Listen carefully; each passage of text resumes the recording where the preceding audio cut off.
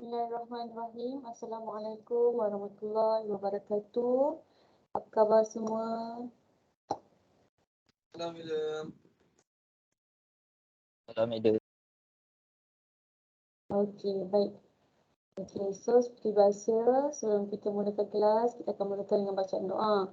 Jadi, untuk imam kelas kita, Daniel Iman dah masuk ke? Ada tak Daniel Iman dalam ni?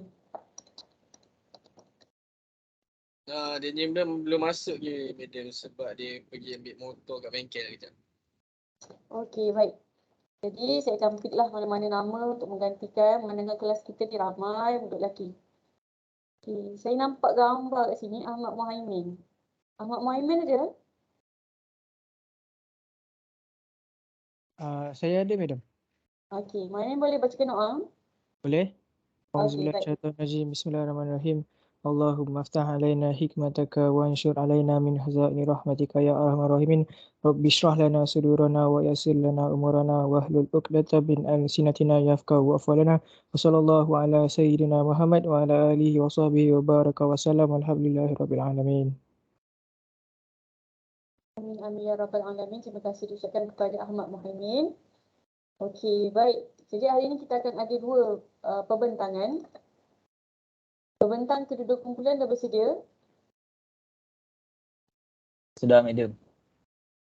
Okey, kumpulan Khairul Amri kan? Ya, saya. Okay, dari satu kumpulan siapa? Saya nak tengok ni, pembentang ni, dia tahu tak dia kena bentang? Siapa lagi seorang? Dan grup Khairul Amri. Dah, madam. Siapa tu? Adwa. Okay, Adwa. Adwa dengan siapa? Putri Ayu. Putri Ayu. Khairul Amri dengan siapa? Aiman Hadif. Mana dia? Okey, baik. Jadi sebelum kita mulakan pembentangan, saya akan ambil attendance macam biasa. Okey, Aina Sofia ada? Ada, madam. Okey. Anissa Juwaria, dia tak ada Aina? Dia lambat masuk ke? Tak ada. Okey, tak ada Tak masuk langsung. Okey, ingatkan Anissa Aina, dia dah 2 kali tak datang minggu lepas dan minggu ni. So next kelas-kelas boleh tak datang. Okey, sebab ni satu subjek maksimum 2 kali je tak boleh datang. Alright. Okay, next Audrey. Saya, madam. Okay, Imran Imtiaz. Ada madam. Okay, Danis Zakwan. Ada, madam. Okay, Muhammad Afi. Ada, madam. Okay, Muhammad Daniel Iman. Saya, madam. Baru masuk Okay. Okay, Imran Hakim. Saya madam. Putri Ayu Wahida. Putri Ayu mana? Pembentang tak ada dalam ni. Dua Ayu ada tak? Dia ada, cuma dia belum balik rumah. Dia lambat sikit. Okay, Azra Nafisa. Ada, madam. Okay, Fazatul Natasha. Ada, madam. Putri Nur Atira. Ada, madam. Okay, Muhammad Syami. Syamil. Saya madam, saya. Okay, Zaid Hanafi. Saya, madam. Zaid. Alright. Nabil Fahim.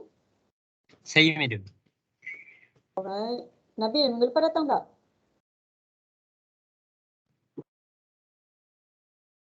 Nabil Fahim, minggu lepas datang tak? madam.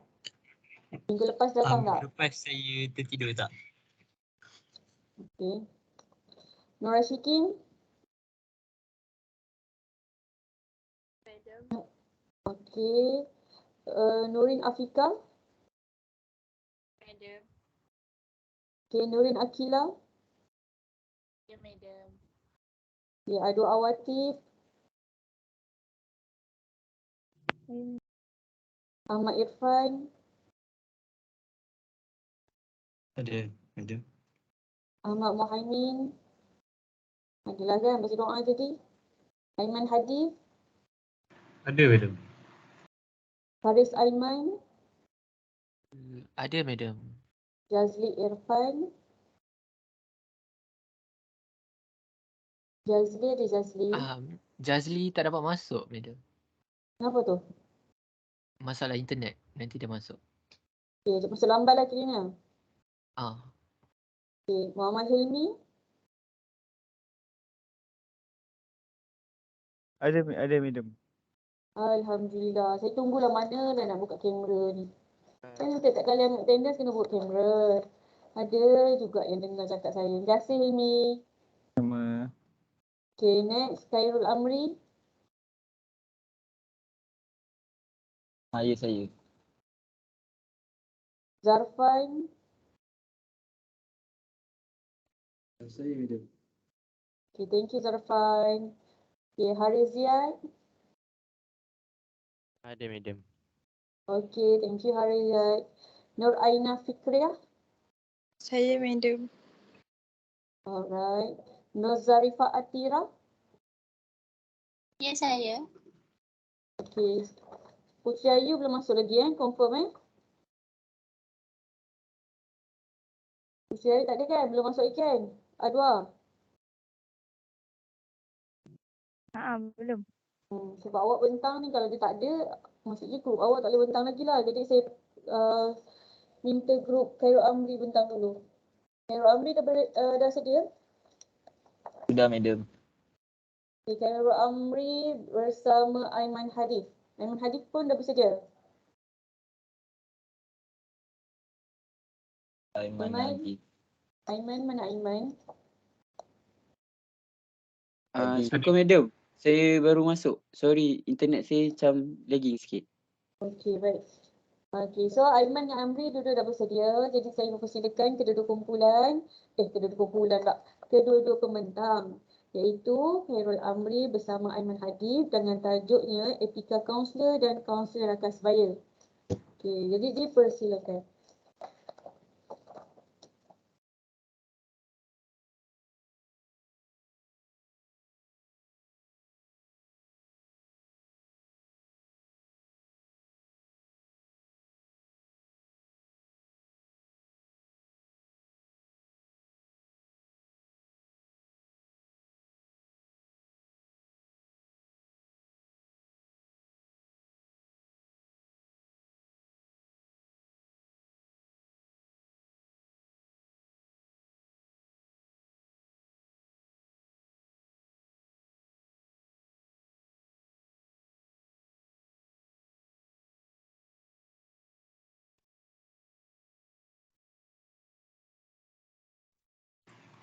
Okay, bismillahirrahmanirrahim.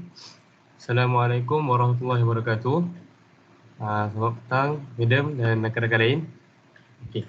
Pada hari ini saya Aiman Hadif dengan Khairul Amri akan membentangkan tentang etika kaunselor dan kaunselor rakan sebaya. Okey.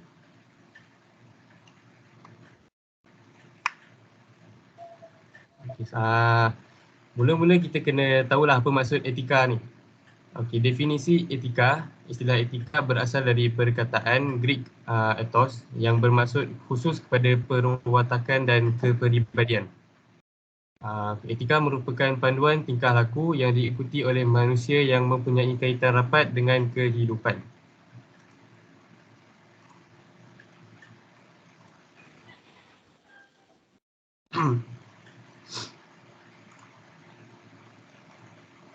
Okey, seterusnya etika sebagai seorang kaunselor.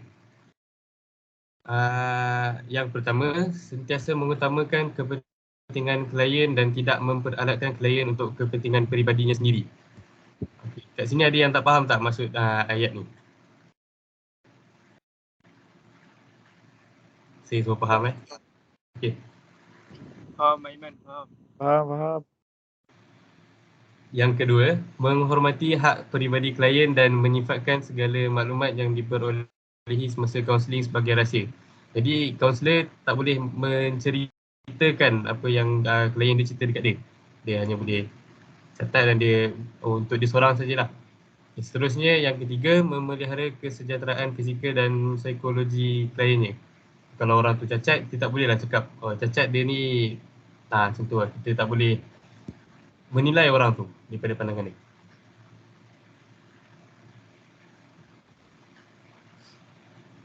Okey, seterusnya amalan yang tidak patut dilakukan oleh seorang kaunselor. Okey, sebagai ahli profesional, dalam tugas seharian mereka berurusan dengan pelbagai pihak dan ianya melibatkan implikasi undang-undang. Mereka juga dikategorikan tidak beretika sekiranya ada yang di antara mereka salah guna kuasa, selain itu rasuah dan juga penipuan. Perkara ini adalah sangat tidak digalakkan.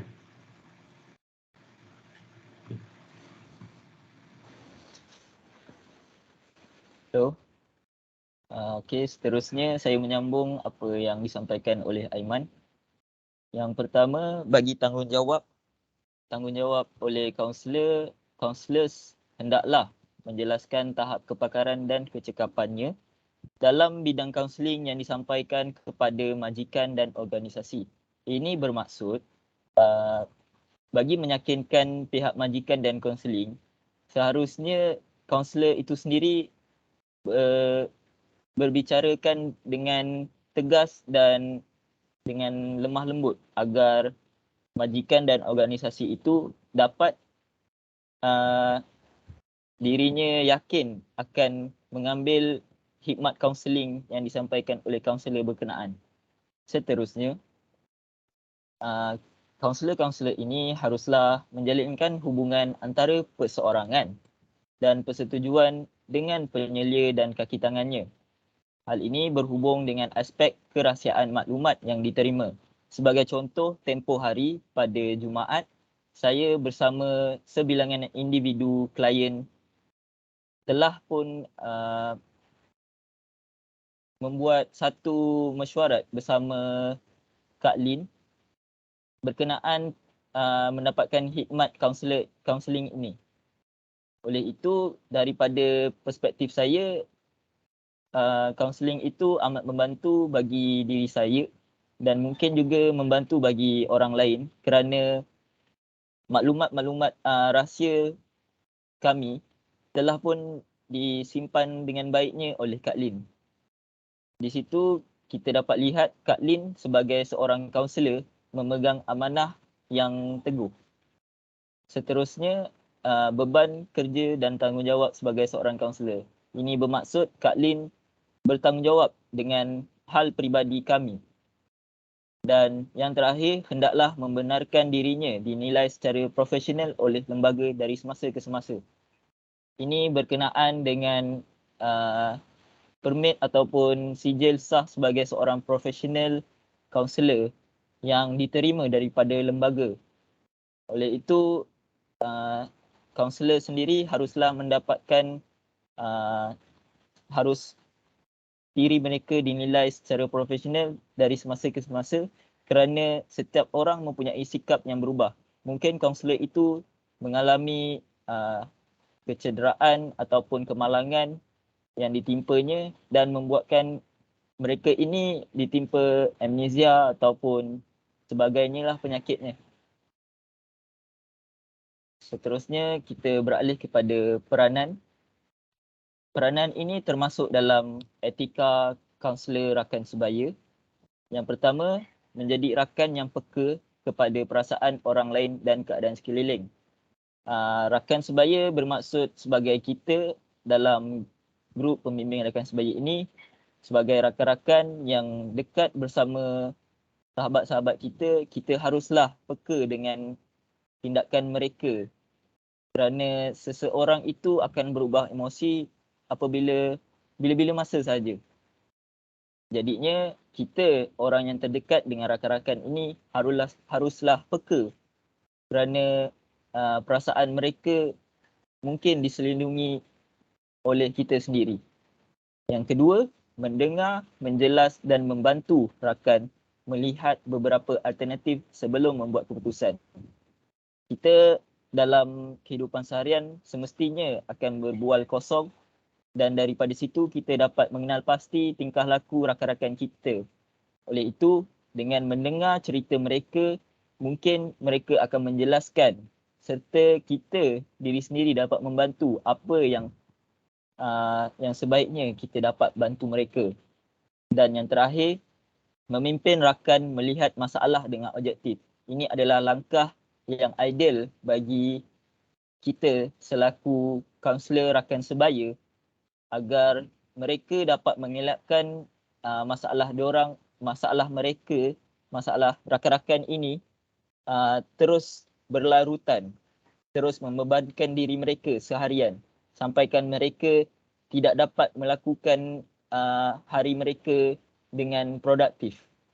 Jadi apabila kita menggalakkan mereka untuk mencari penyelesaian sendiri, daripada situ mereka akan mendapatkan inisiatif untuk belajar dari kesilapan yang lepas dan mereka akan terus memandang ke hadapan dengan mission yang baru, dengan misi yang baru.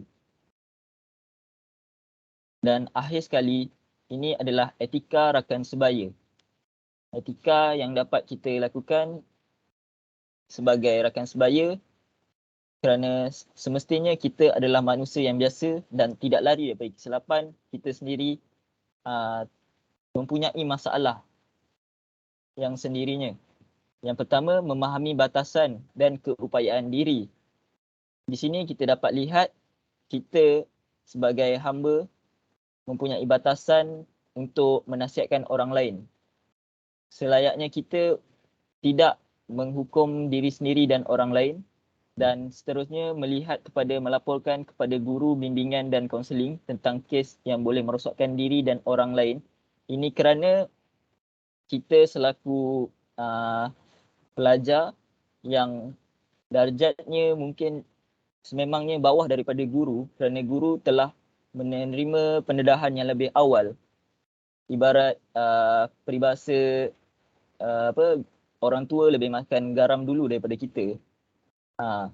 Oleh itu kita haruslah mengambil iktibar dan bimbingan daripada guru-guru serta kaunselor-kaunselor yang bertauliah untuk kita jadikan tauladan agar kita dapat membetulkan diri sendiri untuk dimanfaatkan kepada orang lain.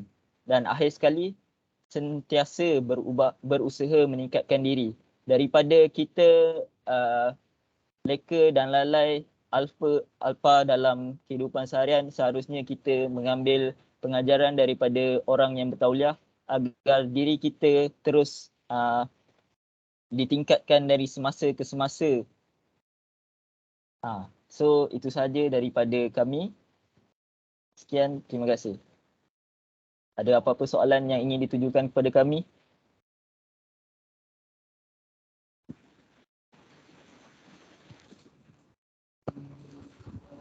Tak ada. Tak ada. Sekiranya tiada soalan, kita boleh beralih kepada kuis.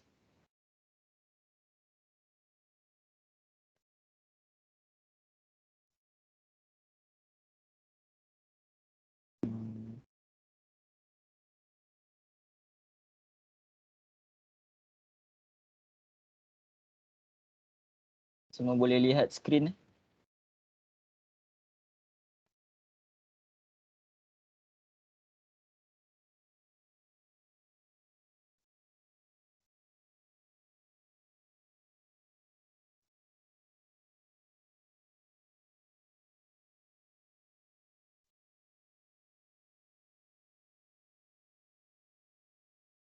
Jadi rakan-rakan yang lain boleh join quiz dengan masukkan kod yang tertera. Amri nanti boleh share link dengan kod dekat ruang chat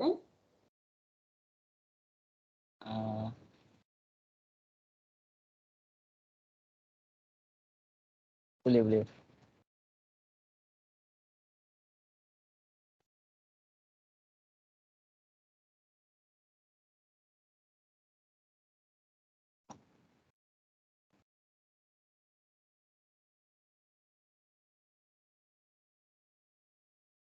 Sekejap lambat sikit.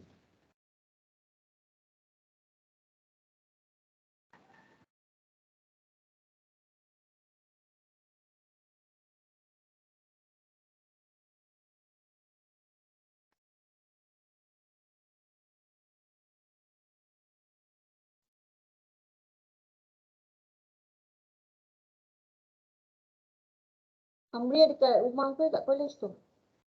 Dekat rumah. Okay. Aiman dekat mana? Rumah ke kolej? Rumah juga. Rumah juga. Okay, baik.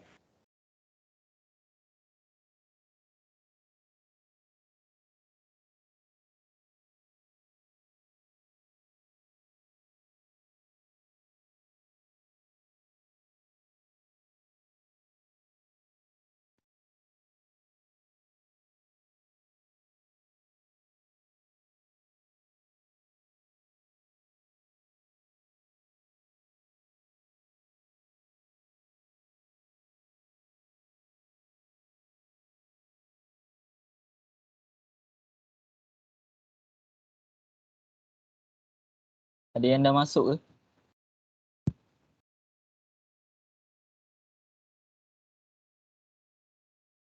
Aiman dengan Amri tu salin dekat ruangan chat tu sebab skrin dia tak nampak. Copy link tu dekat ruangan chat. Okay. Okay, jadi para pelajar yang lain boleh cuba masuk quiz ni dan cuba jawab. Okay, macam biasalah.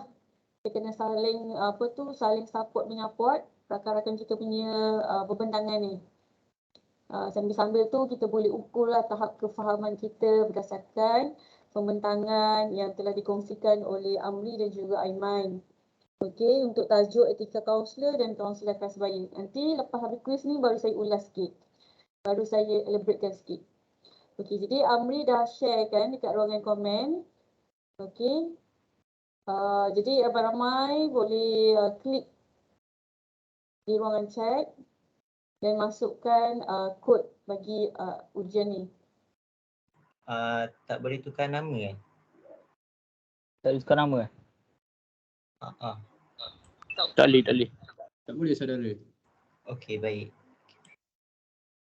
Tak apa lah. Korang ingat nama samaran dulu. Maksudnya nama ni dia dah auto ke apa? Saya mungkin edit dia ni lah. Dia random name.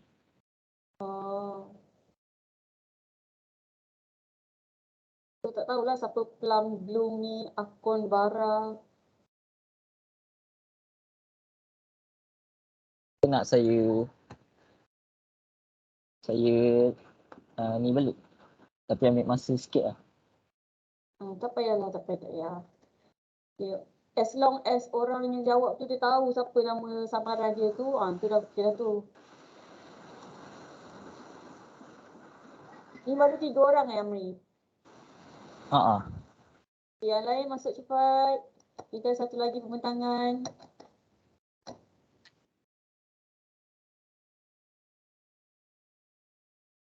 Kat skrin saya dah ramai dah madam.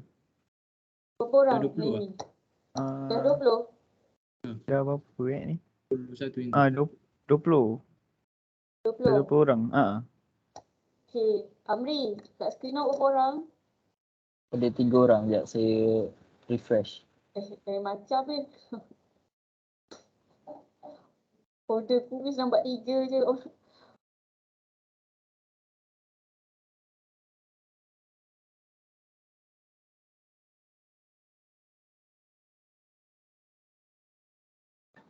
Okey. Dah 21 orang.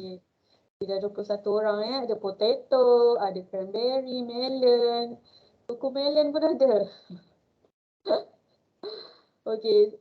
Saya harap anda ingatlah nama-nama anda ni. Kan dah jawab tak tahu pula. Nombor 1 siapa, nombor 2 siapa. Okey, so Amri dah boleh start Amri? Okay, start lah. Okey. Ready Alright. Ready.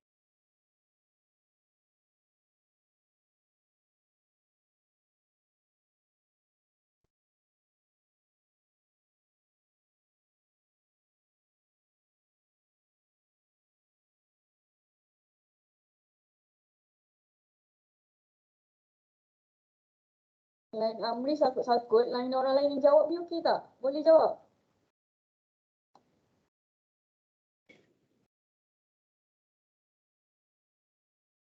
Pelajar-pelajar yang lain boleh jawab? Ada masalah internet tak? Boleh, madam. Okey.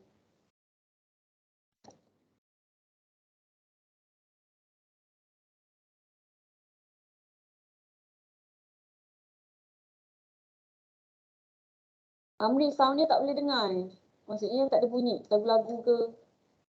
Ah, Ke berat boleh sangat? kot.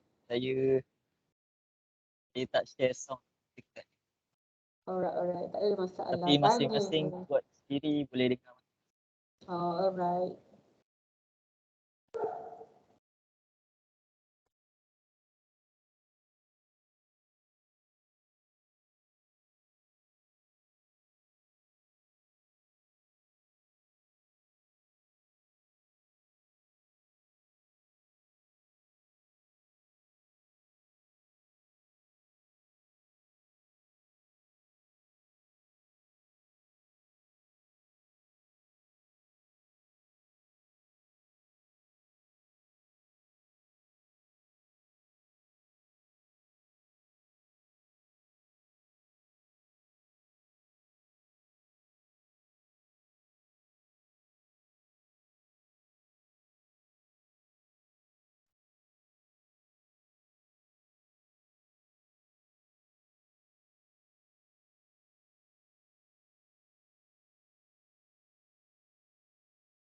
Amri nanti dah dapat top 3, boleh endkan quiz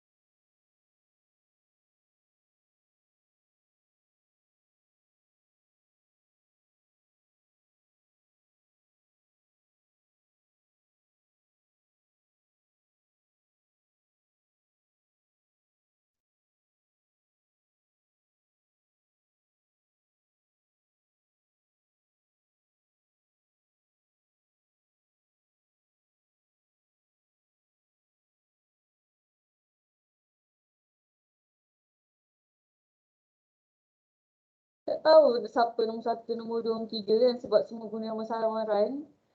Jadi tak kenal siapa Nopal ni, siapa Korabi ni, Raspberry ni. Saya memang sengaja letakkan anonymous punya nama. Sebab nanti biar diorang perkenalkan diri siapa yang menang. Okey, baik, ada taktiknya di situ. Harap pemenang tu dia tahulah dia menang jangan pula tiba-tiba orang lain yang sahut. Dia claim dia pemenang. Tahu-tahu nombor 1 ada 3 orang je kan.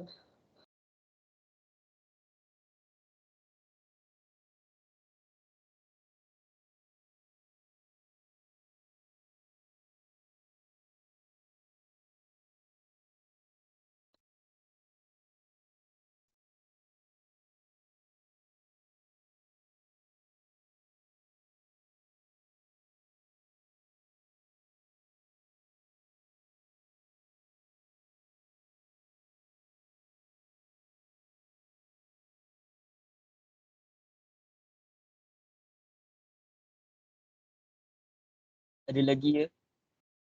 Belum jawab. Dah ada pemenang. Dah ada yang dah jawab habis.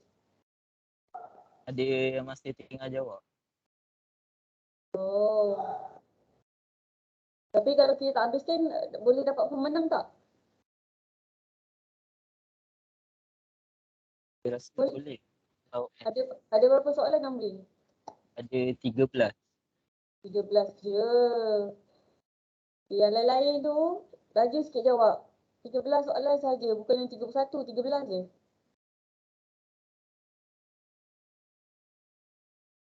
Kita bagi 1 minit lagi Amri. 5.46 boleh stop.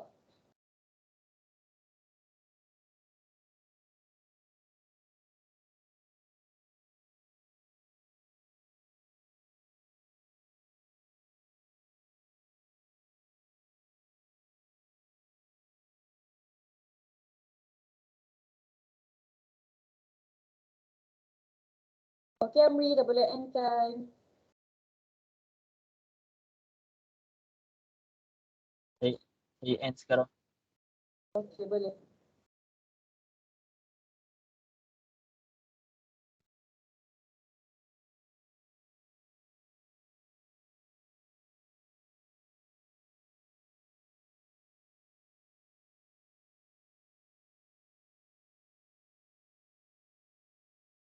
So yang pertama Nopal. Siapa Nopal? Ada yang mengaku diri mereka Nopal? Siapakah si Nopal? Saya. Siapa tu saya? Siapa tu? Zafran eh? Zarfan. Saya. Tahniah Zafran, nanti boleh claim duit raya. Masih Boleh lagi claim beraya. dengan Khairul Amri Setibanya saya di kampus lah. Mungkin bulan 10. Boleh ingatkan lah kemudian hari. Tahun depan. Nombor 2, Yusuf Zadeh. Saya. Siapa tu? Syahmi Muhammad Syahmi. Tahniah Syahmi. Kalau ada jumpa kat kampus boleh claim juga. Dan yang terakhir nombor 3 podium Rairit. Siapa Rairit? Siapa Rit ni? Nombor 3.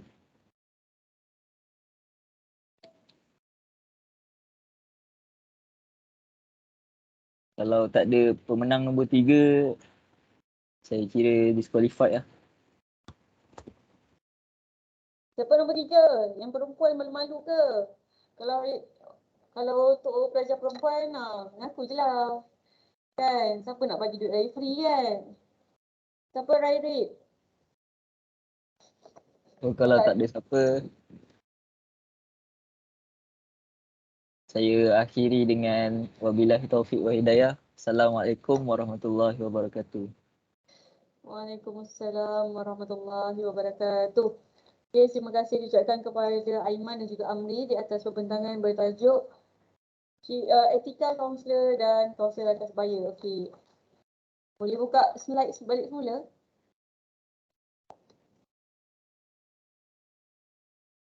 Amri atau Aiman share semula slide tadi? Boleh.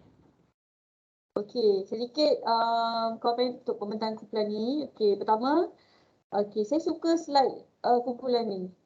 Ibarat macam buku kan, dia macam benda tu simple, clean, smooth bagi saya lah. Sebab ni kita nampak apa pengisian tajuk-tajuk utama dia. Kemudian dia juga ada tanya pada audiens sama ada faham ataupun tak, dan audiens telah memberi respon masing-masing faham, tak ada soalan.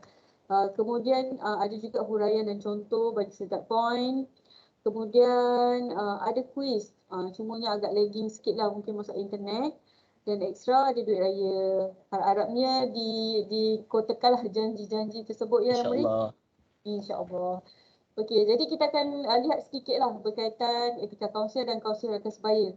Tentang kaunselor saya dah banyak huraikan pada kumpulan-kumpulan yang sebelum ni. Jadi kita fokus kepada rakan sebaya sebab rakan sebaya ni fokus kepada anda semua. Okay, boleh buka dekat slide peranan.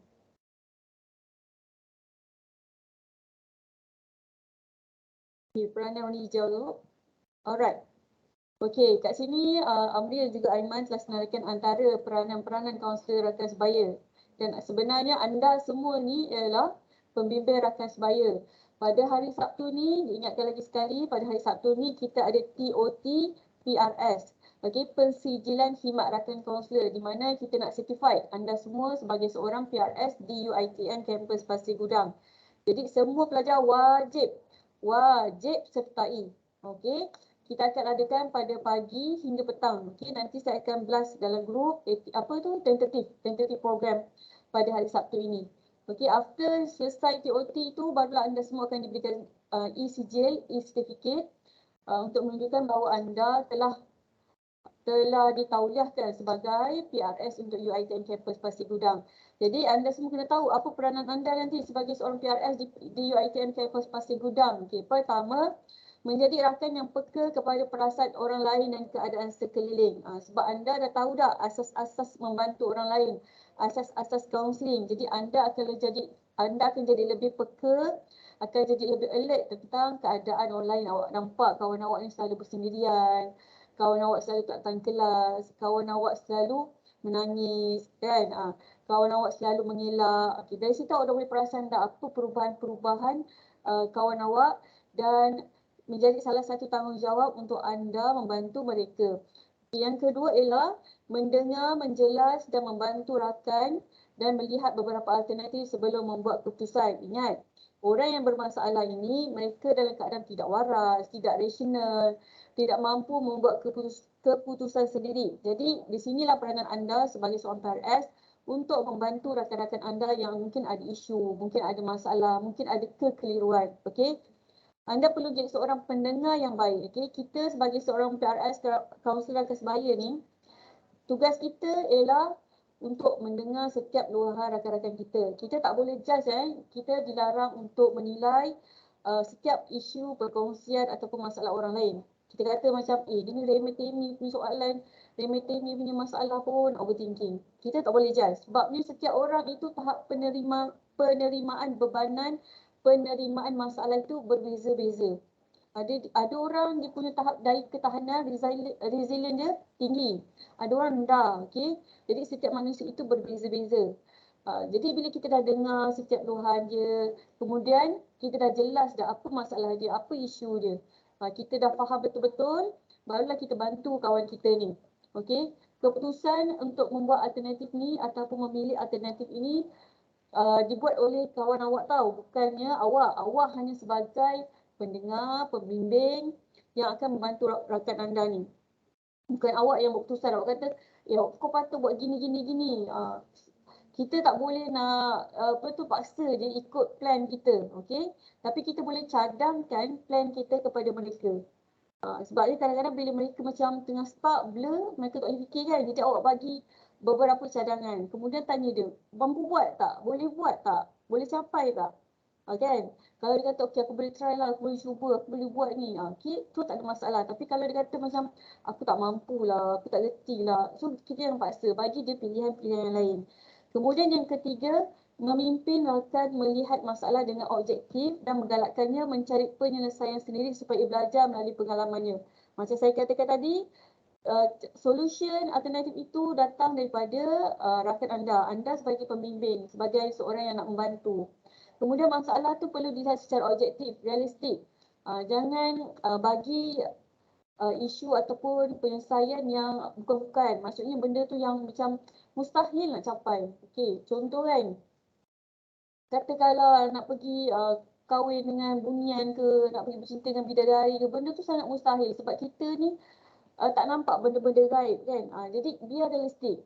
Nak bercinta, carilah pasangan yang ada kat keliling kita ni yang kita kenal. Takkan nak kahwin dengan orang luar negara kita tak kenal kan. Itu bagi isu hubungan. Ada isu-isu lain, isu akademik ke, contoh kata akademik, test, ada test tak study. So apa solution? Katakanlah nak meniru ke, nak pergi apa tu, cari soalan bocor ke. Benda-benda tu benda yang agak mustahil untuk dibuat dan of course benda tu salah. Jadi kita perlu lebih realistik, lebih objektif dalam mencari penyelesaian masalah. Alright, faham? Faham tak? Faham, Madam? Faham, Madam. Okey. Kalau tak ada respon, saya rasa macam kat sorang-sorang pula kan. Okey. Next, pergi kepada etika rakan sebaya. Okey, untuk etika rakan sebaya, kaunselor dia ada etika kaunselor dia. Okey, kita sebagai macam saya dan juga Bondesu, kami certified kaunselor berdaftar di bawah Lembaga Kaunselor Malaysia. Okey. So kami ada board lembaga kaunselor. Contoh macam engineer pun ada kan, board of engineer. Accountant pun ada, arkitek pun ada. So badan-badan profesional yang ada ada dia punya lembaga ni, dia perlu jalani kursus, perlu mengumpul mata CPD. Sebabnya kita perlu renew kita punya sijil ataupun kita punya sertifikat tu 2 tahun sekali. Kalau macam kaunselor 2 tahun sekali. So benda tu baru nampak valid. Sebabnya contoh katakanlah ada isu yang berat-berat sampai membawa ke mahkamah. Okey, laporan-laporan daripada kaunselor berdaftar sahaja boleh diguna pakai. Okey, kaunselor-kaunselor yang tak ada sijil kaunselor berdaftar, walaupun dia sebagai seorang kaunselor, dia bekerja sebagai seorang kaunselor macam saya, tapi dia tak ada sertifikat, laporan-laporan yang dibuat, yang diguna pakai tidak boleh dibawa ke mahkamah. Tu beza dia. Nampak beza profession antara orang yang berdaftar dan juga tak berdaftar. Okey, itu antara etika dia. Kemudian kita ada juga buku peraturan, buku etika, benda-benda yang kaunselor boleh buat, benda-benda yang kaunselor tak boleh buat. Okey, sekarang kita fokus kepada rakan sebaya. Anda semua ni, anda semua sebagai seorang kaunselor rakan sebaya, apakah antara etika-etika yang perlu anda patuhi? Antaranya yang disenaraikan oleh Amri dan juga Aiman ialah pertama, memahami batasan dan keupayaan diri. Okey, awak kena kenal awak punya limit. Okey, awak jangan semua benda awak nak buat, semua orang awak nak tolong. Awak kena tahu pasal diri sendiri juga. Okey, semampu mana aku boleh tolong? Seramai mana aku boleh tolong? Okey, jangan paksa diri, jangan terlalu push sampai akhirnya nanti awak yang rasa stres, awak yang rasa macam hopeless, awak rasa restless. Okey, kena tahu limit kita kat mana. Cukuplah contoh katakanlah aku mampu bantu seorang je. Katakanlah sepanjang belajar ni mampu bantu seorang tu. Tak apa, biar sikit tapi berkualiti, tapi konsisten, tapi berjaya. Okey, daripada awak nak tolong ni, nak tolong tu, nak tolong ni, tapi satu pun tak jadi. Okey, so kena kenal pasti tahap batasan diri, tahap keupayaan diri. Kalau rasa tak mampu nak selesaikan, tak mampu nak bantu rakan anda, rujuk kepada orang yang lebih pakar. Contoh, rujuk kepada kaunselor kalau ada isu yang lebih berat. Ataupun kata ada masalah kewangan, rujuk kepada unit Hal Ehwal Islam, minta bantuan zakat. Ada isu akademik, jumpa pensyarah. Ada isu kesihatan, jumpa dengan doktor perubatan. Jadi cari orang-orang yang lebih pakar dalam isu ataupun masalah tersebut. Okey, yang kedua ialah melapor kepada guru bimbingan dan kaunseling tentang kes yang boleh merosakkan diri dan orang lain. Okey, kalau kita kat UiTM Campus Pasir Gudang ni, kita tak panggil guru bimbingan dan kaunseling. Itu di setting sekolah. Tapi kalau di UiTM Campus Pasir Gudang ataupun setting UiTM, kita panggil sebagai pegawai psikologi. Okey, tapi lebih mudah kita panggil sebagai seorang kaunselor. Jadi contohlah kata kalau anda nampak ada rakan-rakan anda yang membuat sesuatu perkara yang boleh memudaratkan diri sendiri. Contoh macam tengok dia hantuk kepala kat dinding ke, tumbuk tangan kat dinding ke, kelar-kelar tangan ke. Awak rasa benda tu macam membahayakan diri dia, boleh terus report ataupun boleh terus jumpa kaunselor untuk bagi tahu. And then nanti kita akan ambil tindakan selanjutnya. Yang ketiga adalah sentiasa berusaha meningkatkan diri daripada pelbagai aspek. Okey, semua manusia lah termasuklah saya sendiri pun, kita perlu sentiasa berusaha untuk meningkatkan diri daripada pelbagai aspek. Bukan sahaja pasal akademik, contoh bidang awak kan engineering lah, business lah, saya counselling lah. Tapi hal-hal lain juga, contoh katakanlah dia tak pandai masak, daripada jadi pandai masak kan. Daripada seorang yang tak pandai nak baiki motosikal kepada orang yang baiki motosikal, semua tu memerlukan ilmu. Jadi kita perlu sentiasa mencari ilmu secara formal ataupun informal. Okay, jadi ini antara fungsi dia. Ilmu tu bila awak dah tahu, katakanlah kawan awak ni dia ada masalah pasal keuangan. Awak ada ilmu pasal keuangan ni, awak pernah join mana-mana program ke mana-mana banking, patut awak share dengan kawan awak. Contoh kawan awak ni dia keliru, nanti dia nak masuk kos apa awak tahu. Okey, mana-mana yang hari tu yang pergi bengkel MPK, facilitator dah bagi tahu dah macam mana nak buat resume yang betul, cover letter yang betul, pengalaman kerjaya mereka. Jadi awak kongsikan kepada rakan-rakan awak. Ini adalah salah satu antara usaha untuk meningkatkan diri dalam pelbagai aspek. Jadi saya nampak masa hari tu adalah beberapa orang yang join bengkel MPK. Antaranya yang saya ingat Nabil Fahim, Syahmi, Zaid Hanafi, Ashiki, Nurin, siapa lagi saya tak sebut. Ada lagi beberapa orang tu, terima kasih saya ucapkan kerana sedia menyertai dan seperti yang sedia maklum, hari ini dan juga esok kita ada lagi ujian-ujian psikologi yang kita buat di perpustakaan PTDI. Okey, jadi siapa-siapa yang rasa macam nak tahu lagi pasal diri sendiri, nak tahu personality diri lah terutamanya kan, sebab kita nak tolong orang ni kita kena kenal dulu diri kita ni macam mana, limitnya tahap mana. Okey, so boleh ramai-ramai pergi ke PTDI esok. Okey, jadi boleh faham tak semua berkaitan dengan peranan kaunselor rakan sebaya terutamanya? Tentang rakan sebaya ni, tentang peranan dia dan juga etika. Etika ni panduan panduan ataupun rujukan macam mana nak jadi seorang rakan sebaya yang baik. Dan peranan ialah apa fungsi awak sebagai PRS nanti. Adakah sekadar nama, adakah sekadar atas sijil. Okey. Jadi bila kita dah dengar pembentangan daripada Amri dan juga Aiman, sedikit sebanyak kita tahu okey sebenarnya PRS ni ada fungsi dia. Bukannya duduk saja, bukannya atas sijil semata. Okey, boleh faham tak semua? Faham, Madam. Faham, Madam. Okey, bagus. Okey, terima kasih diucapkan kepada Khairul Amri dan juga Aiman Hadif. Okey. Kumpulan yang kedua ni daripada siapa ni?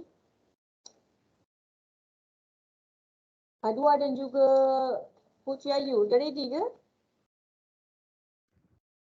Dah, Madam. Madam, tadi kehadiran nama Madam tak ketik nama saya lagi sebab tadi saya masuk lama sikit. Okey, Putri Ayu Waidah. Jazli dah masuk, Jazli. Jazli Irfan dah masuk.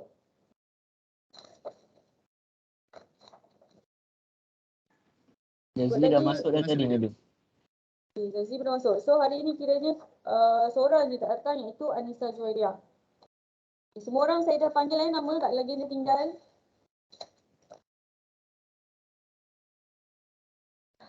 Okey, baik. Sebelum kita pergi kepada pembacaan yang kedua, saya nak tanyalah lagi sekali. Semua dah buat appointment, dah buat sesi dengan Kak Lin? Dah. Ada tak yang belum kontak langsung Kak Lin? Ada tak? Tak nak ngaku kan? Sebab saya dah chat dengan Kak Lin, ada lagi pelajar yang belum langsung kontak dia. Jadi bila ni dah minggu ke-7 dah ni, saya takut nanti awak lambat-lambat, lepas tu awak tak buat sesi, nanti awak burn kat situ, markah awak kosong jadinya. Okay, so alternatif lain memandangkan ada yang masih belum celik hati, celik akal untuk kontak Kak Lin ni, saya buat alternatif lain. Okey, sekarang saya nak semua orang pergi dekat sistem counselling to you. Okay, saya sharekan dekat ruangan komen.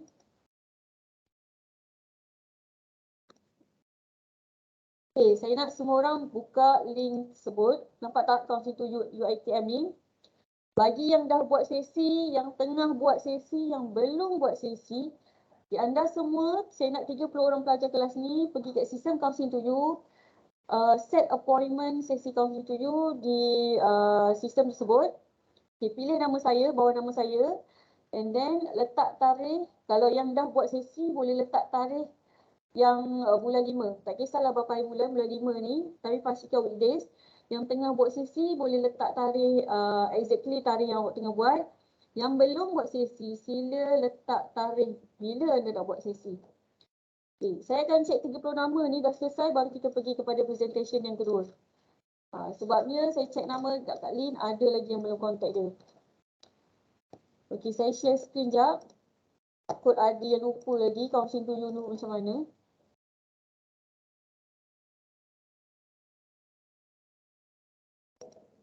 Okey, boleh nampak tak screen saya?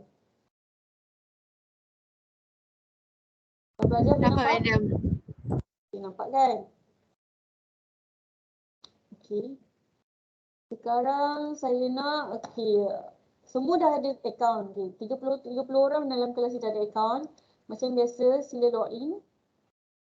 Masukkan username dan password anda. Okey, pergi kepada bahagian counselling. Klik new registration. Klik new registration. Macam biasa. Okey, boleh baca apa yang tertulis kat sini, and then bila selesai klik I have read dan proceed. Okay, boleh ikut tak semua?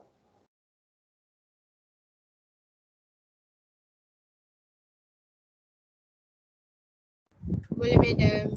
Okey. Boleh Saya madam. akan check sekarang siapa nama yang dah ada. Siapa yang belum ada. Kalau ada masalah, ada pertanyaan, boleh terus tanya Saya akan cuba bantu selagi mana awak boleh. Selagi mana saya boleh bantu maksudnya. Selagi mana saya boleh bantu. Sebabnya saya nak semua orang kalau boleh biarlah dapat A+ untuk kelas Koko ni. Sebab Koko je pun kan. Bukannya subjek yang boleh buat pening kepala santai-santai je ni. Okey. Klik Council to You, masuk register. Register login. Take appointment.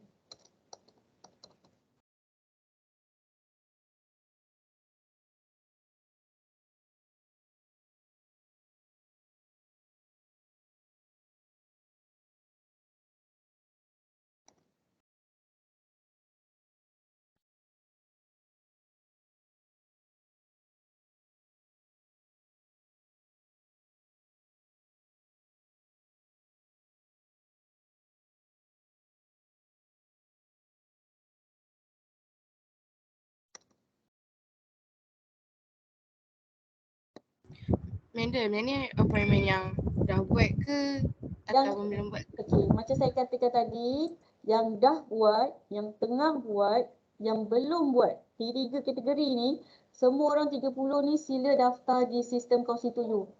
Set appointment, kalau yang dah buat sesi tu, boleh buat tarikh bulan 5 yang ke depan ni. Maksudnya sekarang 17 kan, 18 ke 19 ke, pilih tarikh-tarikh weekdays. Bagi yang tengah buat, boleh letak tarikh awak tengah buat sesi. Yang belum buat ni, paling crucial ni, yang belum buat langsung ni, boleh letak tarikh bulan 5 ataupun bulan 6 ni. Okey. Boleh Ayu? Boleh madam. Okey, thank you. Okey, so saya semak sekarang. Siapa nama yang dah ada? Okey, yang dah ada, Nurin Akila dah ada. Khairul Amri pun dah ada. Yang lain?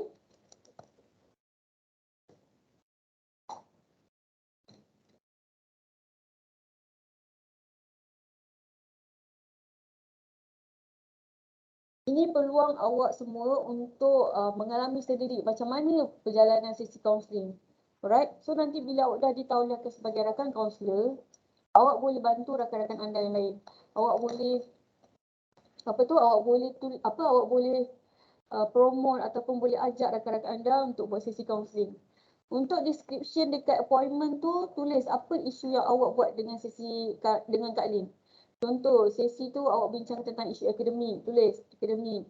Tentang personality, tulis personality. Tentang masalah kewangan, hubungan, tulis kat situ. Okey, dekat bahagian description. Macam Amri, description tu tulis apa keyword untuk sesi dengan Kak Lin. Okey. Apa dia madam? Dekat bahagian description, awak tulis appointment telah dibuat bersama Kak Lin pada hari Jumaat kan? Ya betul. Okey, buat lagi sekali description tu tulis keyword isu awak dengan dia. Yang bincang masa itu. Okey, boleh. Okey, lepas tu lagi satu. Kita buat kaunseling ni kita tak panggil mesyuarat ke perbincangan ke, kita panggil sesi kaunseling sebab mungkin ada yang tak faham lagi ataupun tak jelas tentang term dia. Ini dinamakan sebagai sesi kaunseling. Okey, nanti bila awak dah ditauliahkan nak bantu rakan-rakan awak rasa macam dia ni perlukan bantuan seseorang ni. Awak cakap dia, jom kita buat sesi kaunseling nak. Nak tak aku bawa kau pergi buat sesi kaunseling? Dengan siapa? Dengan kaunselor. Okey, UiTM kita ada 2 orang kaunselor, saya dan juga Bonda Su. Okey, saya tengok balik. Okay, saya. Yang description tadi tulis apa? Saya tak dengar, saya tersangkut tadi. Okey, description boleh tulis keyword isu yang awak bincang dengan Kak Lin. Contohnya pasal apa? Isu akademik ke, hubungan keluarga ke, kewangan ke. Pasal apa lagi? Tak yakin diri ke. Terpulanglah kepada apa yang nak dibincangkan bersama Kak Lin. Jadi saya harap terutamanya orang yang tak pernah langsung kontak Kak Lin ni, silalah kontak secepat yang mungkin ya. Sebab nanti anda akan sibuk dengan pelbagai assignment, quiz, test, final lagi. So sekarang ni dah minggu ke-7 ni dah agak-agak crucial lah. Sebab kita tinggal berbaki lagi 7 minggu untuk settlekan semester ni. Okay, so saya check lagi sekali nama yang dah ada. Syahmi ada, Zaid Hanafi ada, Aina Sofia, Nur Akila, Nurin Afika, Putri Ayu, Imran Hakim, Ahmad Irfan, Imran Imtiaz, Zarfan, Haris Aiman, Khairul Amri. Okay, lagi. Baru 14 orang. Baru 14, kita ada 30 orang. Okey, yang lain boleh cepat sikit. Kita nak teruskan pada perbentangan.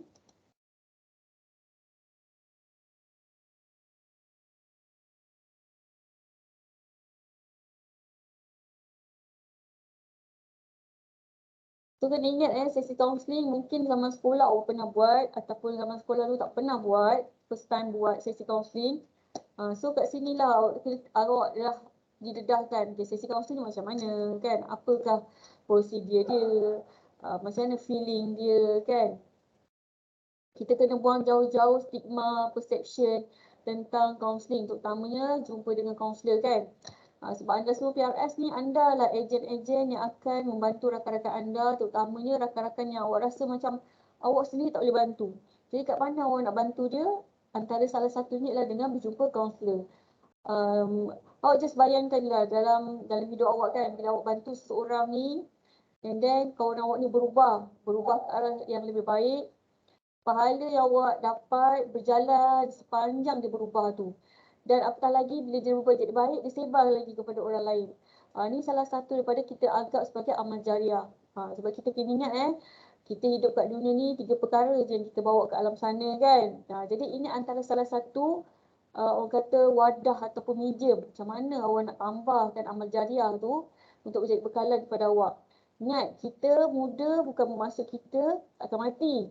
Semua orang akan mati. Jadi kita daripada sekarang ni dah kena setkan minda, dah kena tanamkan azam, kena ada niat yang betul. Okay, untuk jadikan sebagai salah satu ibadah kita untuk dibawa ke sana. Alright. Kita dunia-dunia juga tapi kena ingat dunia dan juga agama jangan dipisahkan dalam hidup ni. Okay. So saya tengok lagi dah berapa orang. Okay, dah 23, alhamdulillah. Kita teruskan lagi 7 orang ni. Setahu saya yang tak datang baru seorang je. So maksudnya ada 29 patutnya.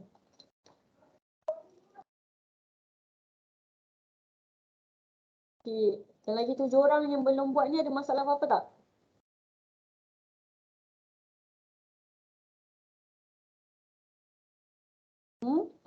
Tak saya panggil nama ke 7 orang ni?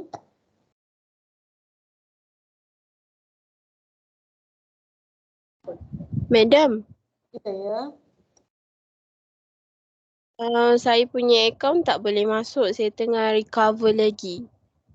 Okay, awak reset je password kalau awak macam dah tak ingat langsung dah password tu. Try Nurian Kila. Saya Ikin. Oh, ni mesti 3 orang satu device ni. Dua device. Okay, 2 device Okay, Okay, sorry try madam. try. Okay. So, Shikin. Okay, Anissa dengan Shikin belum masuk lagi. Yang lain-lain. Okay, dah ada 24 orang. Madam. Okay, saya. Nanti kan kita dah buat appointment ni. So nanti kita pergi jumpa Kak Lin ikut appointment kita dah buat ni ke? Okay, bila awak dah set appointment di sistem counselling to you, okay, bagi yang belum langsung contact Kak Lin, okay, boleh terus contact Kak Lin and then decide dengan dia. Okay, katakanlah awak kata saya dah buat appointment berapa bulan kan, katakanlah esok 18 bulan. Tiba-tiba pula 18 bulan awak tak free. So awak contact Kak Lin, awak beritahu, boleh tak saya nak adjust tarikh, boleh tak saya nak tukar tarikh, nak tukar masa. Okay. Sebabnya kita sebagai seorang kaunselor semua ni, kita akan ikut masa dan juga kelapangan klien. Okay. Kalau klien free esok, kita buat esok. Kalau minggu depan.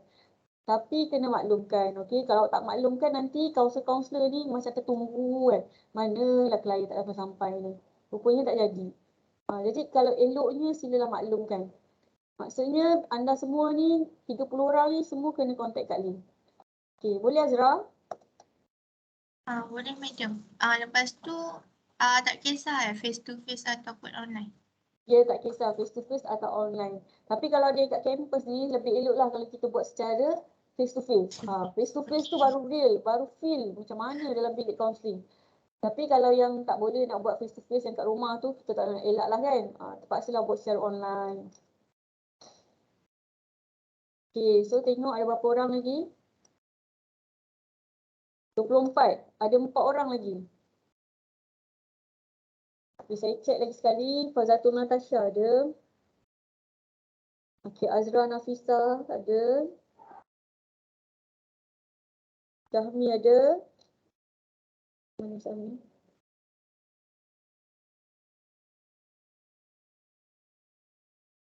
Zaid Hanafi ada. Nabil Fahim.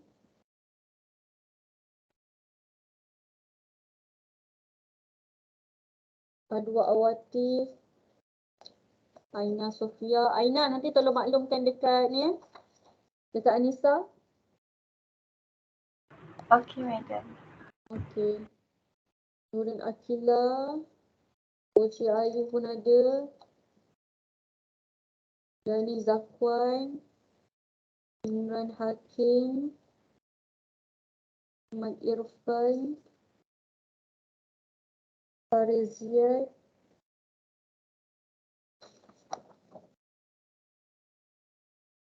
Audrey Laila. Imran Imtiaz ada. Aiman Hadi. Zarfan.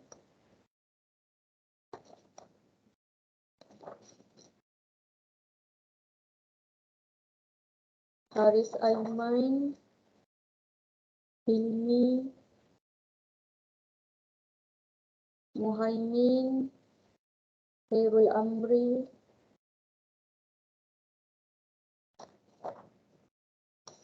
Okay. Tengok nama siapa yang saya tak sebut ni.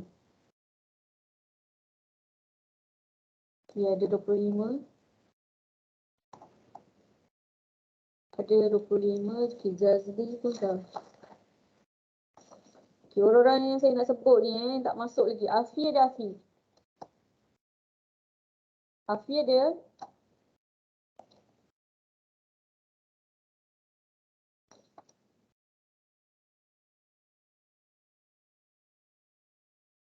Afi Abdullah ada. Kita tengok dalam meeting ni ada tapi tak menyaut. Orangnya ada tak? Daniel Iman. Tok Imam ni mana? Imran Iman.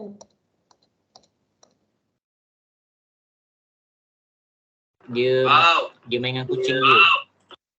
Main kucing. Amboi. Tadi dengan motor ni kucing pula. Daniel. Daniel Iman mana? Fokuslah. Putri Nur Atira, Pupu mana Pupu? Ya, madam. Dah isi belum? Saya dah jumpa Kak Lin nak kena isi lagi madam. Ya Allah, tadi saya dah kata siapa yang dah, siapa yang tengah, siapa yang belum, semua orang kena isi. 30 kena isi. Sebab saya nak double check nanti. Okay. Saya nak double check dengan Kak Lin. Okay Pupu? Alright. So siapa lagi ni? Nur Ashikin tadi ada masalah tu. Okay, Syikin nanti isi. Nurin Afika. Nurin Afika ada Nurin? Ada. Nurin Afika ada isi belum? Ada. Dah isi belum? Saya dah isi.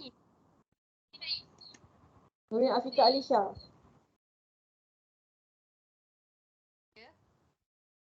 Nurin Afika Alisha dah isi. Saya nampak Nurin Akila. Okey, Afika Alisha dah isi.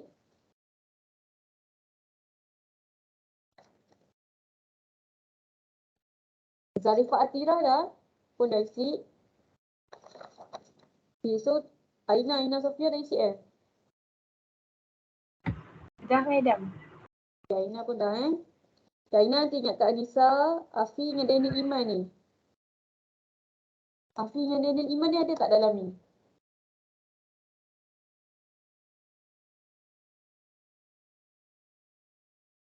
Okey, siapa yang berdekatan, yang berkawan dengan Afi, dengan Iman ni, tolong ingatkan mereka boleh?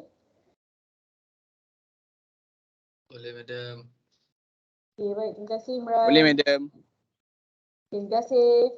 So, kat sini pada saya sekarang ada 25 orang. Maksudnya ada 5 orang iaitu yang belum isi tadi. Anissa Juwairia, Afi Abdullah, Daniel Iman, Putri Nur Atira dan juga Nur Rashikin. Okay, 5 orang ni tolong alert. Sila isi secepat yang mungkin. Okay, jadi kita akan berganjak kepada pembentangan. Okey, Putri Ayu Wahidah dan juga Adu Awatif. Dah ready?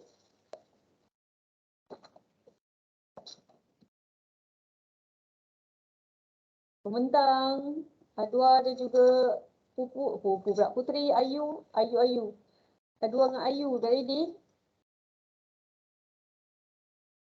Dah, madam. Ayu mana? Tu Adwa dah ready. Ayu dah ready?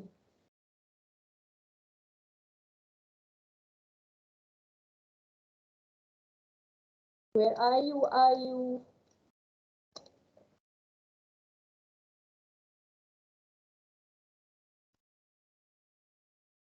Adwa, Ayu ada tak kat sini? Dia terkeluar tadi.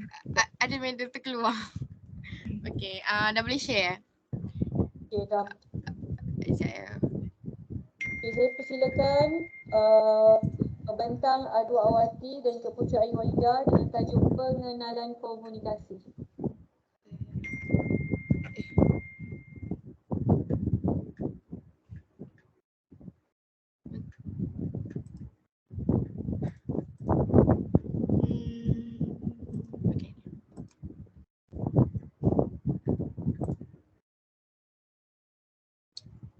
Kejap ya.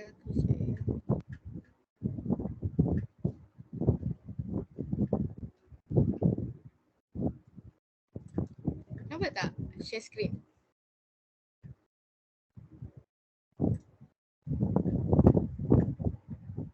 Nampak, tapi Adwa dengan Putri Ayu kenalah buka kamera pembentang kan? Dah. Tak buka lagi Saya tak nampak muka Adwa dengan Ayu.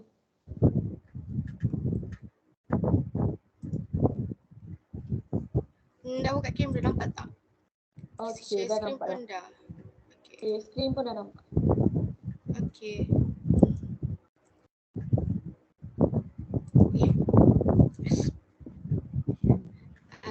Assalamualaikum warahmatullahi wabarakatuh.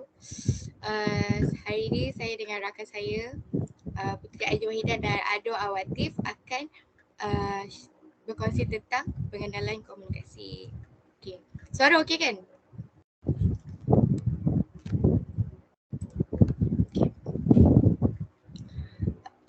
Okey, pertama sekali definisi komunikasi. Definisi komunikasi adalah proses penyampaian atau pemindahan mesej dari seseorang penyampai kepada penerima. Maksudnya dalam komunikasi ni adalah proses penyampaian mesej lah, untuk sampaikan mesej daripada seorang penyampai kepada penerima. Siapa tu penyampai? Contohnya saya ni penyampai and korang tu penerima. Faham tak?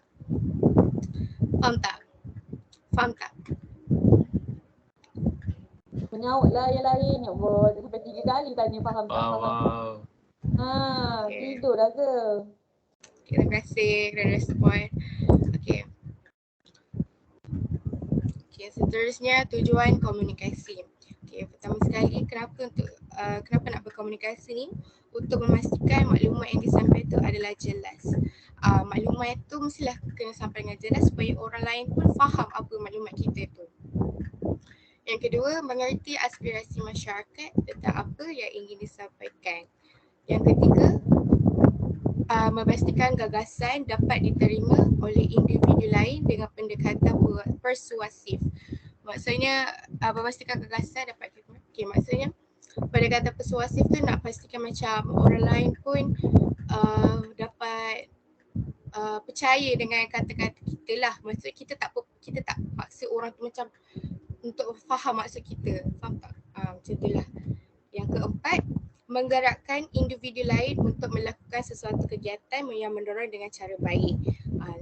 Mestilah nak mendorong dengan cara baik kan. Takkanlah kita nak berkomunikasi tu untuk orang buat benda yang jahat. Macam tu lah maksud dia.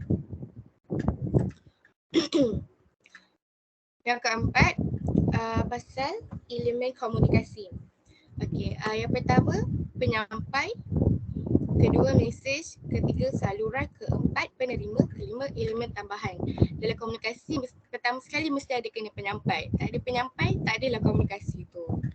Okay, jom kita tengok lagi untuk fahamkan semua ni. Pertama sekali penyampai. Apa tu penyampai? Penyampai tu adalah Saya rasa awak punya slide ni besar sangat ni sampai tekat separuh dah. Ya ke? Macam mana? Besar sangat? Screen awak ni macam zoom.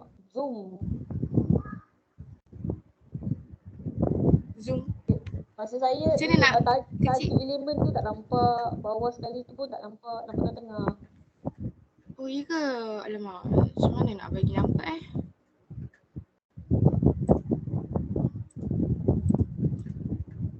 Macam mana? Ada perubahan ke? Kau zoom in balik kali. Cuba tak payah buka full screen. Wawa okey tak? Dah okey ke? Macam mana? Okey. Yang macam ni okey. Yang tadi. Macam ni? Awak nampak tak anak panah kat tepi nombor 10 tu? Saya tak dengar lah suara medium. Suara medium macam jauh.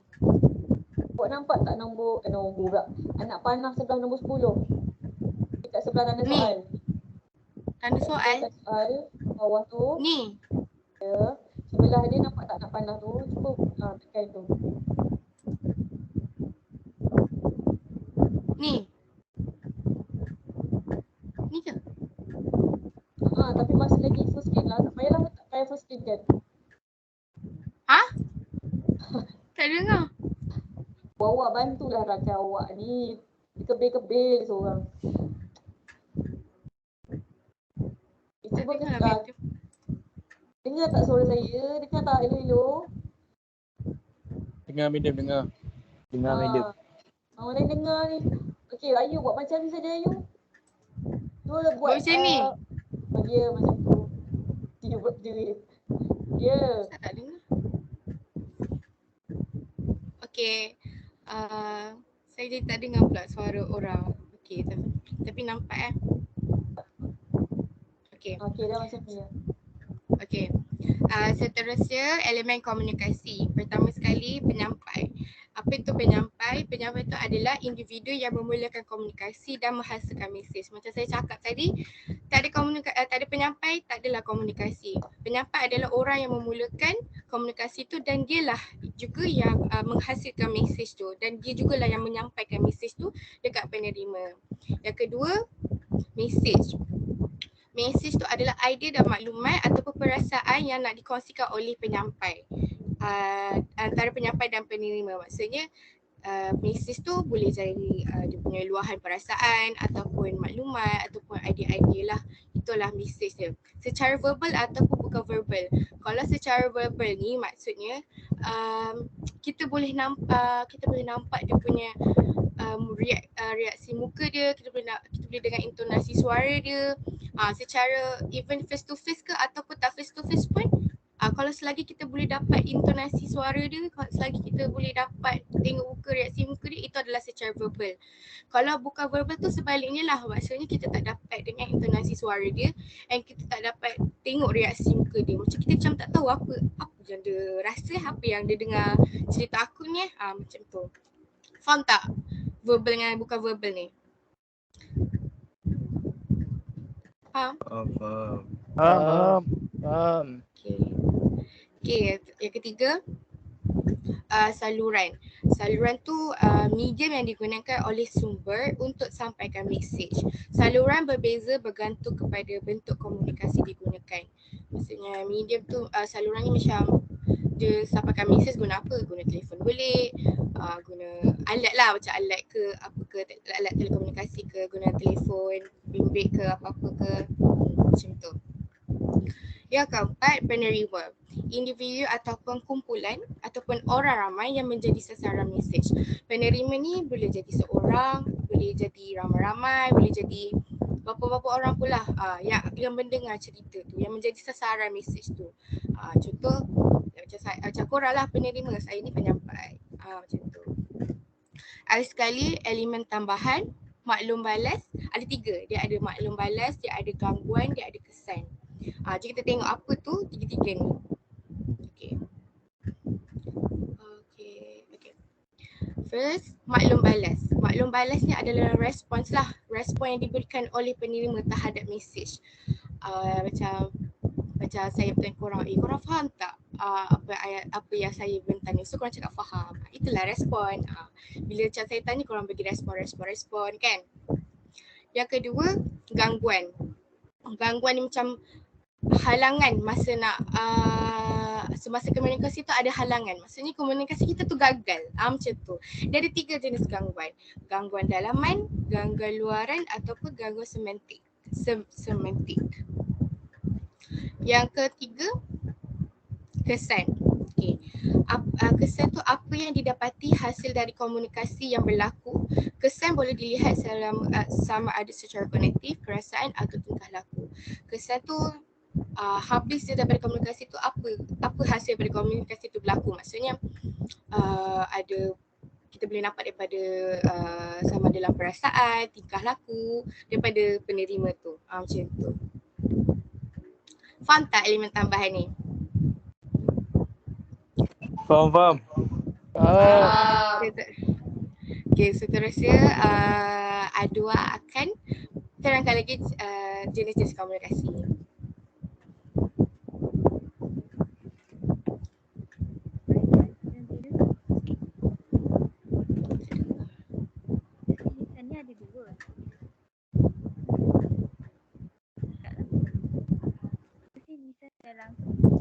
Komunikasi yang dilakukan oleh 2 orang atau lebih yang saling bersemuka secara langsung dan tidak ada jarak. Dengar tak suara? Dengar. Kena dekatkan mic. Dengar tak? Dengar. Saya ulang balik komunikasi lisan secara langsung ini adalah komunikasi yang dilakukan oleh 2 orang atau lebih yang saling bersemuka secara langsung dan tidak ada jarak. Maksudnya saya dengan Ayu dalam satu tempat, kita orang berborak. Okey, kemudian komunikasi lisan yang tidak langsung, iaitu komunikasi yang dilakukan dengan perantara alat. Contohnya saya video call dengan Ayu. Macam tu. Okey, yang kedua, komunikasi tulisan. Komunikasi yang dilakukan dengan perantaraan tulisan tanpa adanya pembicaraan. Ia melalui naskah-naskah yang menyampaikan informasi untuk masyarakat umum dengan isi naskah yang kompleks dan lengkap. Contohnya surat khabar ataupun majalah. Next, komunikasi intrapersonal. Komunikasi ini adalah komunikasi yang dilakukan oleh satu orang sahaja atau pada diri sendiri. Contohnya macam kita berimajinasi ataupun berangan. Seolah-olah kita sedang berkomunikasi dengan diri kita sendiri. Okey, seterusnya komunikasi interpersonal, iaitu komunikasi antara individu yang melibatkan lebih daripada 2 orang. Ianya bersifat terus, iaitu bersemuka tanpa menggunakan sebarang saluran dan berlaku dalam keadaan yang tidak formal. Contohnya saya, Ayu dan kawan-kawan yang lain dalam satu tempat, kita orang berborak macam tu. Seterusnya,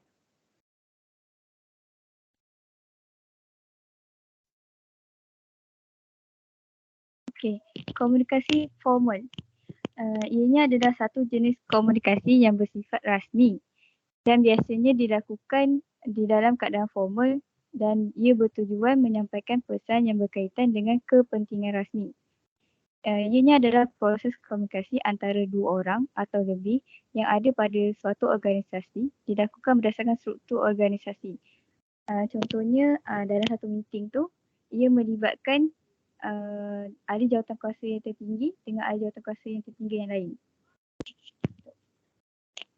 Okey, seterusnya komunikasi informal. Komunikasi ini adalah antara orang yang ada dalam suatu organisasi tetapi tidak ditentukan dalam struktur organisasi. Yang ni saya tak berapa sure. Next, komunikasi awam. Komunikasi yang dilakukan dalam ruang yang lebih besar. Komunikasi terjadi lebih kompleks kerana setiap individu memiliki pandangan yang berbeza. Pesanan yang telah disampaikan berbeza kerana masing-masing memiliki makna yang berbeza daripada pesanan yang disampaikan. Ini contoh dalam ceramah. Ustaz ni sampaikan benda ni macam ni. Ustaz yang ni pula disampaikan benda yang macam ni. Macam tu. Okey. Kesimpulannya.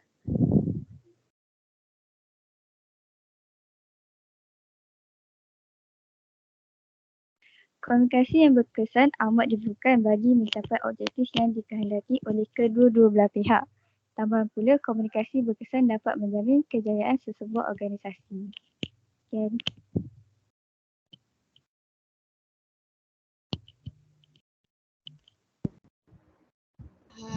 Kejap. Ya, saya nak explain sikit yang pasal komunikasi informal kan. Okey, komunikasi informal. Komunikasi antara orang yang ada dalam satu organisasi tapi tidak ditentukan dalam struktur organisasi. Apa yang saya faham maksudnya dalam satu pejabat tu, diorang just bersembang biasa je dengan antara bos dengan staff. Macam tu. Faham tak? Faham kan? Okey, seterusnya kita orang ada buat soalan quiz. Kejap ya.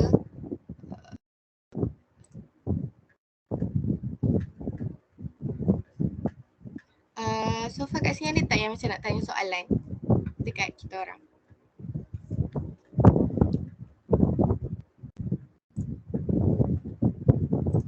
Ada? Saya tak ada. Okay. Yang lain pun tak ada kan? Okay, so kita ada buat quiz. Kejap ya, saya share.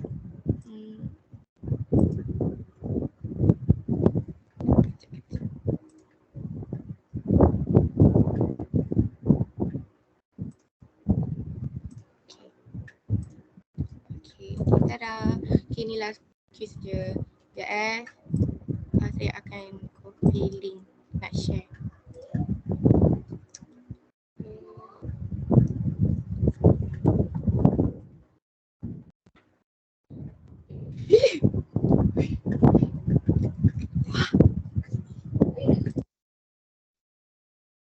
Okey, macam biasa ramai-ramai boleh masuk quiz dan juga masukkan kod quiz tersebut. Kita ada Nurin Afika, Nurin Akila. Yang bawah tu saya tak nampak lah. Imran Hakim. Okey, siapa lagi masuk-masuk? Rasa macam buat apa tu? Live FB yang jual-jual kan? Jual-jual bundle ke apa. Masuk-masuk. Okey, siapa lagi? Aina, Syahmi, Sky, Zahid, Ikin, Tir, Irfan.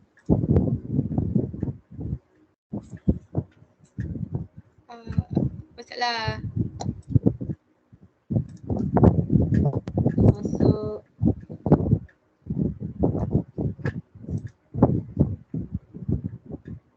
Zakwan ada, Azra ada, nak siapa ni? Azrin ada, okay, good. Haris, Pupu ada, Min pun ada. Wanti Bau, Dini Iman ada. Jazz pun ada. Okay, ada lagi tak yang masuk?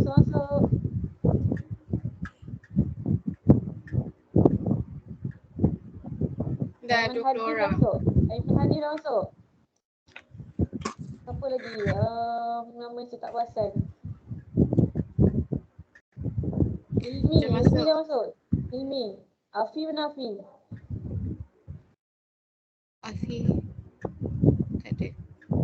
dia kan. Haris siap dah masuk? Haris dah, okey. Apa lagi nama-nama yang Errol Amri dah masuk?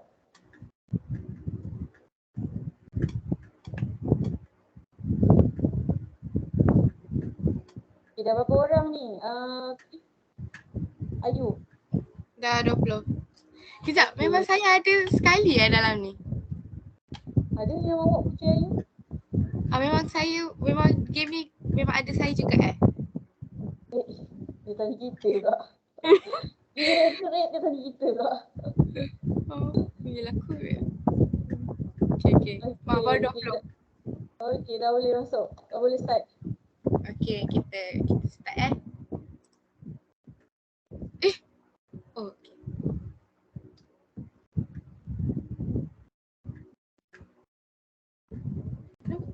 Kenapa aku kena jawab ni?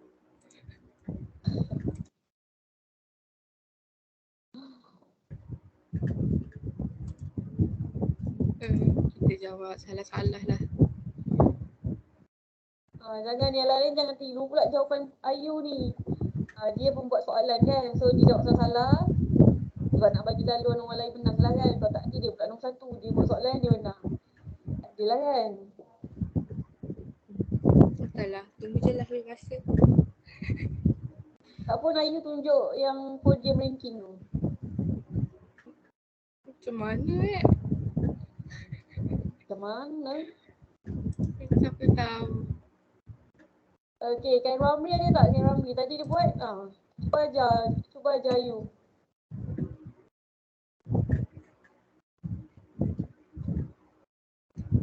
Amri ada Amri. Okay, dia tengah jawab. Okey sangat Amri ni, tak nyaut. Siapa lagi itu? Syahmi ada Syahmi.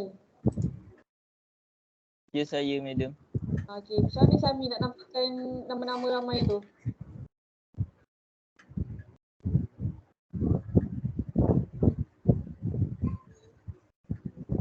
Saya Amri, Khairul Amri. Oh, Khairul Amri. Okay, Amri macam mana ni? Apa Ayu nak tunjuk macam nama? Tadi patutnya dia masuk kat live dashboard untuk quizzes. Bukan dekat quizzes punya page. Faham tak Ayu? Tak faham Kena back balik ke? Siapa tu? Khairul Amri.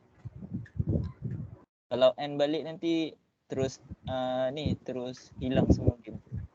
Yang lain terus stop lah. Boleh ke? Macam mana? Tak apa lah, stay dulu. Nanti tunggu semua habis baru.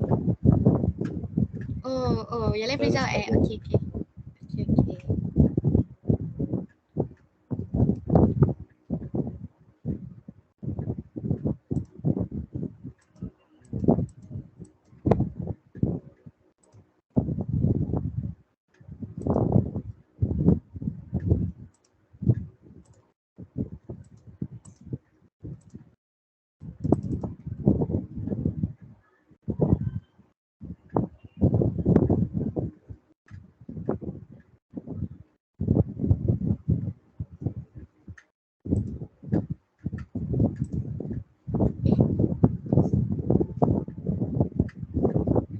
Tapi nanti dapatlah jawapan betul kan sebab dia tunjuk jawapan betul.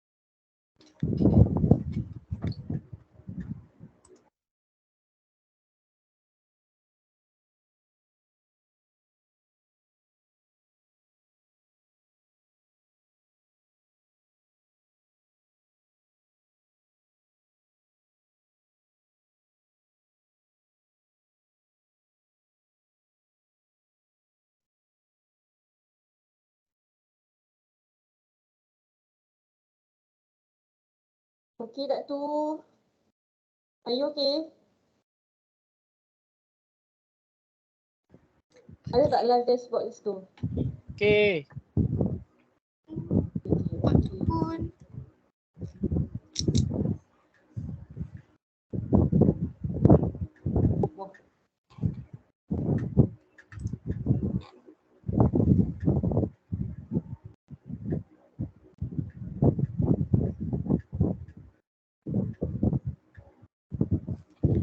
Ayu buka ni sebagai admin buat soalan ke sebagai peserta jawab?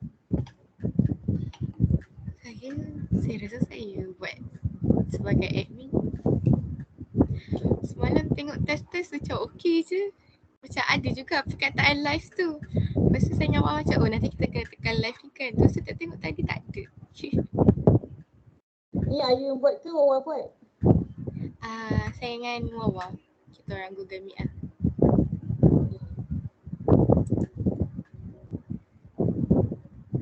Yang lain Semua dah ada jawab habis jawab? Semua dah jawab ke? Apa dia? Ya Allah slow suara. Siapa tu? Saya dah jawab. Siapa tu? Siapa tu?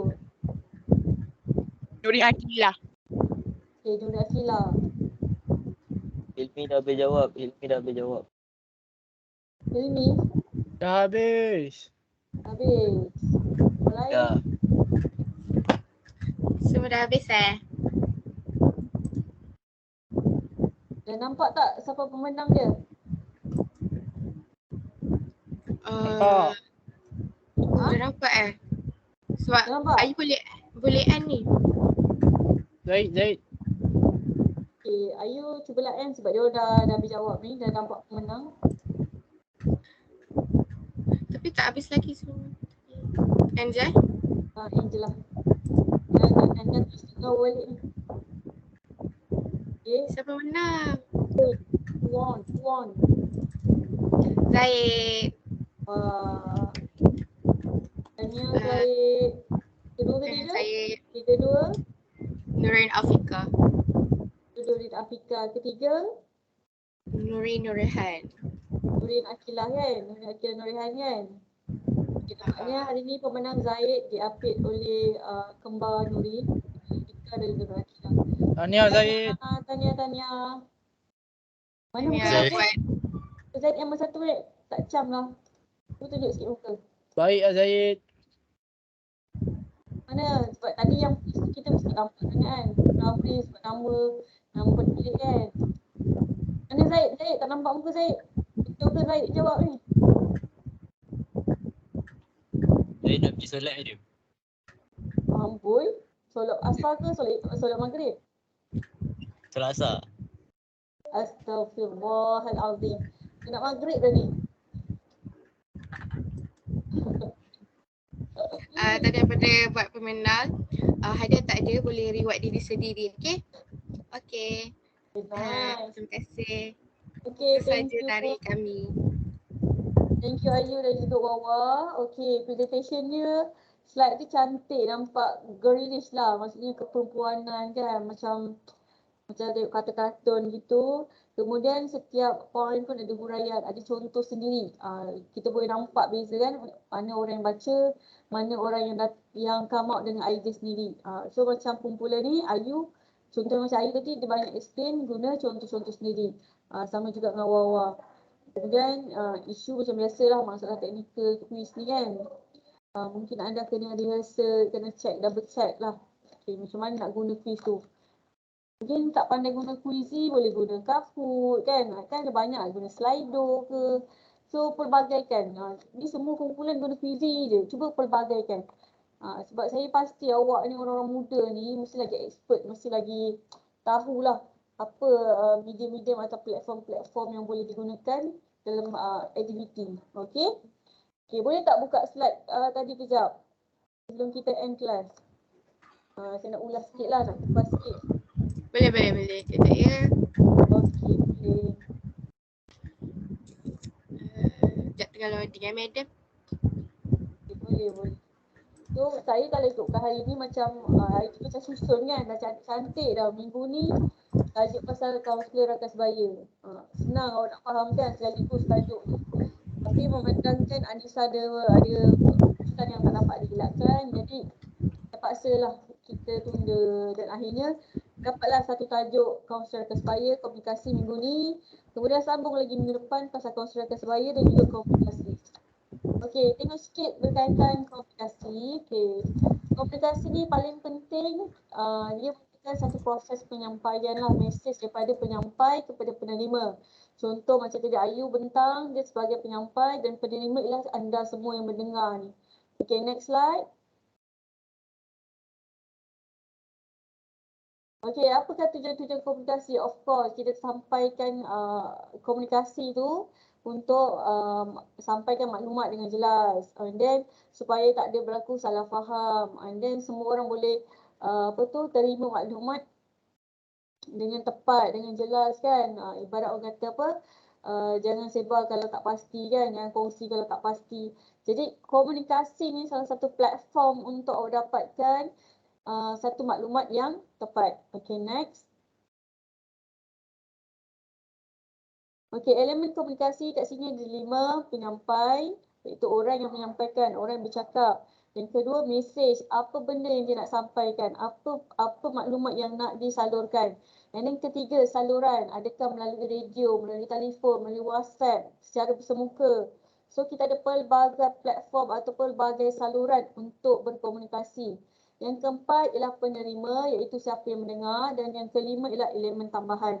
Okay, next. Okay, next. Okay, next. Okay, jenis-jenis komunikasi. Okay, kita kena ingat bila sebut komunikasi ni, kita ada secara lisan, verbal. Iaitu kita bercakap lah, macam saya ni direct kan, bercakap dengan awak kan. And then kita juga ada yang secara tidak lisan, iaitu secara tidak langsung, iaitu non-verbal. Kita guna alat, contoh telefon kan, bercakap dengan telefon. Macam sekarang kita guna laptop ke, PC ke, gunakan surat. Okay, itu secara lisan. And then komunikasi secara tulisan. Okay, awak tengok email, WhatsApp,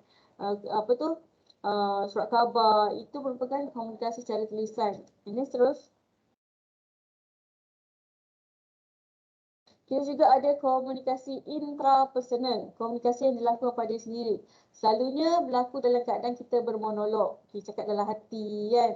Tengah malam tidur, tiba-tiba terfikir, mula bercakap-cakap dalam hati, cakap-cakap dalam fikiran.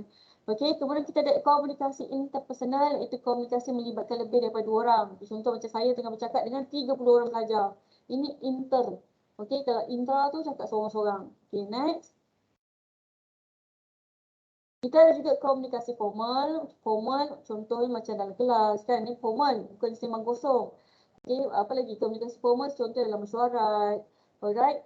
Kalau komunikasi informal, borak-borak, okey, kat kedai makan kan, pergi jalan-jalan kat mall, ataupun macam tadi Ayu kata, dalam pejabat ataupun dalam kerja kumpulan, kita sembang-sembang perkara yang bukan berkaitan pekerjaan. Tu secara yang tak formal. Dan komunikasi awam, iaitu komunikasi di ruang yang lebih besar. Okay? Contohnya, kita bagi pengucapan awam. Kan? Contoh katakanlah pengetua cakap kat perhimpunan sekolah ke. Okay?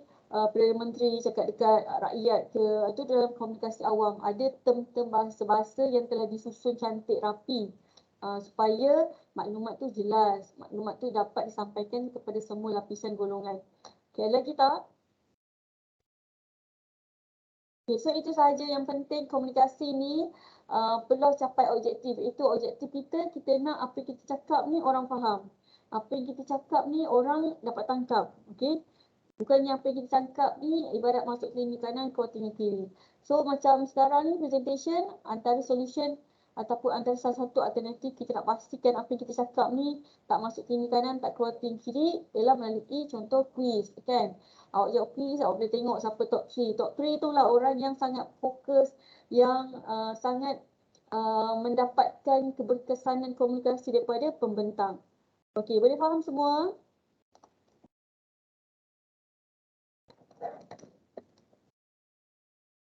Faham, Madam. Boleh, Madam. Boleh, Madam.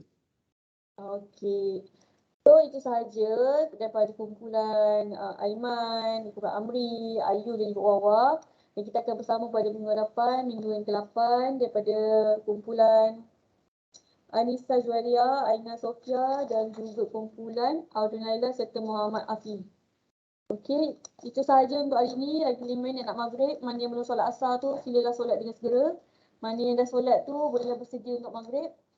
Mana yang berpuasa 6, selamat berbuka puasa. InsyaAllah jumpa lagi pada minggu depan. Assalamualaikum warahmatullahi wabarakatuh. Salam, thank you madam. Salam madam. Thank you madam. Thank you madam. Thank you, madam. Madam.